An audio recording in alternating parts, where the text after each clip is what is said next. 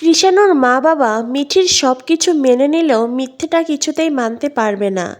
কৃষাণুর মা বাবা কমলিনীদের বলে, আমাদের ছেলে যাকে পছন্দ করেছে আমরা তাকেই বাড়ির বউ করে নিয়ে যাব।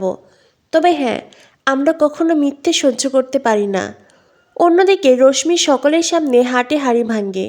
রশ্মি বলে, আপনারা ভুল ভাবছেন, নতুনদা তো মিঠির নিজের বাবা নয়। এটা শুনে কৃষাণুর মা বাবার চোখ মুখ কালো হয়ে যায়। অন্যদিকে মিঠি সেও অসুস্থ হয়ে পড়ে। বন্ধুরা, চিরসখা ধারাবাহিকের আজকের পর্বে দেখানো হয়েছে কৃষাণু বলে মিঠি কই। এটা শুনে সবাই কৃষাণুকে নিয়ে খুনসুটি করতে থাকে। বড় ঠাম্মি বলেন, সেই তো মিঠি কই, আমরা যেন কেউ কিছুই নয়, আসার পর থেকেই মিঠিকে একেবারেই চোখে হারাচ্ছে। তখনই লক্ষ্মী বলে, সেই তো সেই, একেবারেই চোখে হারাচ্ছে বাবা। এই বলে লক্ষ্মীও হাসতে থাকে। তখনই কুর্চি বলে, মা তোমার নাত জামাই যখন তোমার নাতনিকে চোখে হারাচ্ছে তখন তোমার খুব ভালো লাগছে, আর নতুন দা যখন বৌদি ভাইকে চোখে হারায় তখন তোমার খুব সমস্যা হয়, তাই না? লক্ষ্মী বলে, মোটেই তা নয়। আসলে কি বলতো, পরিবারের সবার সামনে ভদ্রতা সভ্যতা বজায় রেখে চলা উচিত। তখনই কুর্চি বলে, কৃষাণু তো কাউকেই মানে না, ও তো সবার সামনেই বলে সব কথা। তখনই কৃষাণু বলে, আচ্ছা একটা কথা বলুন, এই যে আমি আপনাদের বাড়ির মেয়েকে চোখে হারাচ্ছি, এতে কি আপনারা খুশি হচ্ছেন না? মানে এই যে মিঠিকে ছাড়া আমার চলছেই না, এতে তো আপনাদের খুশি হওয়ার কথা। তখনই সেখানে আসে রশ্মি। রশ্মি এসে বলে, এই তো আমাদের বাড়ির জামাই চলে এসেছে, তা কখন এলে তুমি? আর এখানেও দেখছি গল্পের আসর বসেছে, আমাকে ছাড়াই বুঝি গল্প হচ্ছে।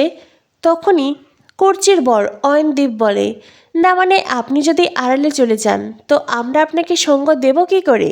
তখনই রশ্মি বলে, বারে আমার একমাত্র ভাগ্নির বিয়ে, তাও আবার ভাগ্নিটার শরীর খারাপ, মাথা ঘুরছে, বমি বমি পাচ্ছে, তার সাথে দেখা করতে যাব না?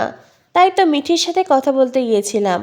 আসলে রশ্মির আসল উদ্দেশ্য হলো কৃষাণুকে এটা বোঝানো যে মিঠি এখনও পুরোপুরি সুস্থ হয়নি। যেহেতু মিঠি বলেছে কৃষাণুকে এই কথাগুলো না জানাতে, তাই বেশ কৌশল করে রশ্মি কৃষাণুর কানের কাছে কথাটা বলল। তখনই কৃষাণু বলে, কি মিঠি অসুস্থ? ও এখনও ঠিক হয়নি? কুর্চি বলে, কোথায় মিঠি অসুস্থ, মিঠি একদম ঠিক আছে, ওর আর কোনো সমস্যা নেই। তখনই সেখানে মিডিল আর মিঠি চলে আসে। কৃষাণু মিঠির দিকে তাকিয়ে বলে, মিঠি তোমার কি হয়েছে, তোমার চোখ মুখ এমন লাগছে কেন? মিটিল বলে, বারে আমি যে তোমার বউকে এত সুন্দর করে সাজালাম সেটা তো একবারও দেখলে না। কৃষাণু বলে, আমি শুধু বাইরের সাজে দেখি না, বরং ওর চোখে মুখে অনেক ক্লান্তি দেখা যাচ্ছে, আমি সেটাই বলেছি। মিডিল কৃষাণুর সাথে কথা বলে। অন্যদিকে মিঠির মাথা ঘুরে আসে। মিঠি মনে মনে ভাবে, এত সময় তো সব কিছু ঠিকঠাকই ছিল, হঠাৎ এমন মাথাটা ঘুরছে কেন, তাও আবার কৃষাণুর সামনে? আমি কি তবে কৃষাণুর সামনে মাথা ঘুরে পড়ে যাব? মিঠি খুব কষ্ট করে নিজেকে সামনে রেখেছে। তখনই কৃষাণু মিঠিকে বলে, মিঠি তোমার কি হয়েছে, তোমার শরীর কি এখনও ঠিক হয়নি? না না, আজ কদিন ধরেই দেখছি তোমার গা গুলাচ্ছে, বমি বমি পাচ্ছে, মাথা ঘোরাচ্ছে, আমার তো এই লক্ষণগুলো ভালো লাগছে না মিঠি। আমি তোমাকে কিছু টেস্ট দিচ্ছি, এক্ষুনি লিখে দিচ্ছি, কাল আমি লোক পাঠাবো, তুমি বরং টেস্টগুলো করিয়ে নিও। মিঠি বলে, না মানে ঠিক আছি আমি, তোমাকে তো চিন্তা করতে হবে না। কৃষাণু বলে, মিঠি এই কথা বললে কিন্তু হবে না, দেখো 2 দিন পরে তুমি আমার স্ত্রী হবে, আর তাছাড়া আমি তো তোমাকে এখন থেকেই নিজের স্ত্রী ভাবতে শুরু করেছি, তাই আমার স্ত্রীর ভালো মন্দ তো আমাকে ভাবতেই হবে, তাই না? তখনই কমলিনী বলে, কৃষাণু হ্যাঁ এটা ঠিক, মিঠি 2 দিন পরে তোমার স্ত্রী হবে, তুমি মিঠিকে নিয়ে খুব চিন্তিত, এটা খুব ভালো, কিন্তু আমরাও তার মা বাবা, তাই আমরাও তা এতকাল ওর ভালো মন্দ দেখে এসেছি, আমাদের মেয়ের ভালো মন্দ আমরাও বুঝতে পারবো বাবা, এমনটা ভেবো না যে আমরা ওর ভালো মন্দ বুঝি না, তাই যখন টেস্ট করানোর আমরা করে নেব। স্বতন্ত্র বলে, তাই তো, ও মিঠি পরে টেস্ট করে নেবে। কৃষাণু বলে, তার মানে এতেও আপনাদের আপত্তি আছে তাই তো? মানে আমি চোখের সামনে দেখতে পাচ্ছি মিঠি অসুস্থ, ওর চোখ মুখে এতটা ক্লান্তি, আমি যদি কিছু টেস্ট করাতে বলি সেটাও করবে না। মামি আর বর্ষা একে অন্যের দিকে তাকিয়ে মিটমিট করে হাসতে থাকে। মিঠি তখন কৃষাণুকে বলে, দেখো বিষয়টি তেমন নয়, আমার তো টেস্ট, আমি ঠিক ভালো মন্দ বুঝে নেব, তোমাকে এই নিয়ে ভাবতে হবে না। কৃষাণু বলে, মিঠি তুমিও এই কথা বললে? মিঠি বলে, আমারও তো নিজের কিছু চয়েস থাকতে পারে বলো, তাছাড়া তোমরা সবাই আমার অসুস্থতাকে নিয়ে এত বেশি বাড়াবাড়ি করছো, আমার না বড্ড বেশি অস্বস্তি লাগছে। কৃষাণু বলে ঠিক আছে তোমাকে কোনো টেস্ট করতে হবে না। কৃষাণুর মনে অভিমান জমেছে, কৃষাণু রাগ করেছে। এটা দেখে বাবিল বুবলাই বলে আচ্ছা মিঠি, কৃষাণু তো তোর ভালোর জন্যই বলছে তাই না? কি হবে এই টেস্টগুলো করালে? তোরও ভালো হবে। বড় ঠাম্মি লক্ষ্মী সবাই বলে হ্যাঁ হ্যাঁ ও টেস্ট করে নেবে। কমলিনী স্বতন্ত্র বলে ঠিক আছে ও কালই টেস্ট করাবে। তুমি তবু রাগ করো না বাবা, কাল তুমি রিপোর্ট পেয়ে যাবে। এরপরেই কৃষাণু কাগজ কলম চায় আর বর্ষা বেশ উৎসাহ নিয়ে কাগজ কলম এগিয়ে দেয়। কৃষাণু টেস্টের নাম লিখে দেয় আর সেটা নতুন কাকুর হাতে দেয়। বর্ষা বলে ইউরিন টেস্টও দিয়েছে কিন্তু। আসলে বর্ষা খুব চালাকির সাথে কৃষাণুর সামনে প্রত্যেকবার কথাগুলো তুলতে চেষ্টা করছে, যদিও পরিবারের সবাই বুঝতে পারছে বর্ষার ছলাকলা। তবে হ্যাঁ, হঠাৎ করেই মিঠির মাথা ঘুরে আসে। মিঠি মাথা ঘুরে পড়ে যেতে চায়। তখনই কৃষাণু মিঠিকে ধরে ফেলে। কৃষাণু বলে মিঠি মিঠি তোমার কি হয়েছে? তুমি এতটা উইক তবু তুমি টেস্টগুলো করাতে চাইছিলে না। মিঠি এইবার অন্তত টেস্টগুলো করবে, বুঝতে পেরেছ? এ বলে কৃষাণু মিঠিকে সোফায় বসিয়ে দেয়। মিঠি বলে না মানে মাথাটা জাস্ট ঘুরে এসেছিল, আর কিছু না।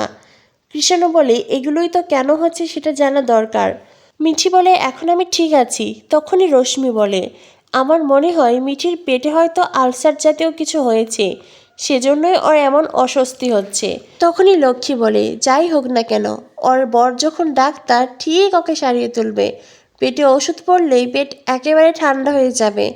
ঠাম্মিরা সবাই মিঠিকে নিয়ে মজা করছে। এরই মধ্যে দেখানো হয় দৃশ্য বদলায়। কৃষাণুর মা বাবা তারা স্বতন্ত্রদের বাড়িতে এসেছে। সবাই বেশ আপ্যায়ন করেই তাদেরকে সোফায় বসতে বলে। আর মিঠি সেখানে নেই। কৃষাণুর মা বাবা আসবে বলে মিঠি নিজের ঘরে গেছে। কৃষাণুর মা এসে বলেন বাবা কতদিন ধরে অপেক্ষা করছিলাম আমাদের বাড়ির লক্ষ্মীকে দেখব বলে। আমাদের হবু বৌমাকে দেখার জন্য মনটা একেবারে ছটফট করছিল। অবশেষে সেই দিন এলো, তো কোথায় আমাদের বাড়ির বউ কোথায়? কৃষাণুর বাবাও বলেন হ্যাঁ হ্যাঁ ডাকুন, আমাদের বাড়ির মা লক্ষ্মীকে ডাকুন, একটু দেখি, তাকে দেখার জন্য অস্থির হয়ে আছি। তখনই অয়নদীপ বলে আপনাদের বাড়ির হবু বৌমা শুধু যে মা লক্ষ্মী তা কিন্তু নয়, সরস্বতীও বটে। আমার তো মনে হয় সেদিকেই পাল্লা বেশি ভারী। কৃষাণুর বাবা বলেন তো আপনি আমার ভুল সংশোধন করে দিলেন, সেজন্য অসংখ্য ধন্যবাদ। এরপরে পরিবারের সবার সাথে কৃষাণুর পরিবারের আলাপ করিয়ে দেয় স্বতন্ত্র। আর কৃষাণুর বাবাও পরিবারের সবার সাথে আলাপ পরিচয় করিয়ে দেয়। কৃষাণুর মামা মামি এসেছে আর সেই সাথে কৃষাণুর দিদি জামাইবাবু। বড় ঠাম্মির সাথে পরিচয় হতেই সবাই বড় ঠাম্মিকে প্রণাম করে। তখনই কৃষাণুর মা বাবাকে প্রণাম করে বুবলাই। কৃষাণুর বাবা বলে হয়েছে হয়েছে বাবা, এখন আর প্রণাম করতে হবে না, পরে একটা সময় প্রণাম করবে। তখনই সবাই বলে ঠিক আছে, তবে প্রণামের পর্ব না হয় পরেই হবে। এরপরে বর্ষা সবার জন্য শরবত নিয়ে আসে। পরিবারের সবার মধ্যে আলাপ হাসি মজা হতে থাকে। অয়নদীপ কথার ছলে গান গায়। সবার মুখেই হাসি, উৎসব মুখর পরিবেশ। কৃষাণুর মা বাবাও মিঠিকে দেখার জন্য বেশ উৎসুক। তারা কৃষাণুর সিদ্ধান্তকেই মেনে নিয়েছে।